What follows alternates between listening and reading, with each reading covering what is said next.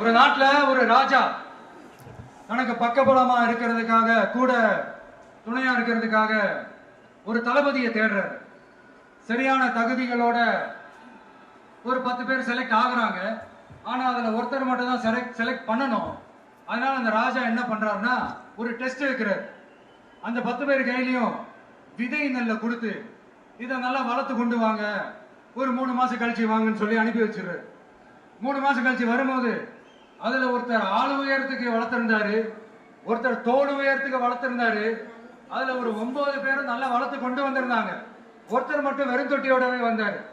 என்னன்னு கேட்டதுக்கு, நானும் தண்ணி ஊத்தி ஊத்தி பாக்குறேன், உரம் வச்சு வச்சு பாக்குறேன், வளரவே மாட்டேங்குது ராஜா, என்ன பண்றதுன்னு தெரியலன்னு சொன்னதுக்கு ராஜா அவரை கட்டி அணைச்சுக்கிட்டு, இனிமே நீதான் என்னுடைய தளபதி, எல்லா அதிகாரமும் உனக்குதான் சொன்னாரு. ஏன்னா அந்த 10 பேர் கையிலையும் ராஜா கொடுத்தது அவித்த விதை நெல்.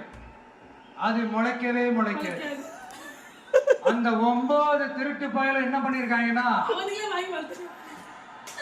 வேற விதை நெல்லை வாங்கி அதை வளர்த்துட்டு ராஜாவையும் மக்களையும் ஏமாத்திருக்கிறாங்க. ஆனா இவர் மட்டும் உண்மையை போட்டு உடைச்சிட்டார். அதனால ஒரு நாட்டுக்கு திறமை எந்த அளவுக்கு முக்கியமோ அந்த அளவுக்கு உண்மையும் நேர்மையும் முக்கியம். இப்போ நீங்க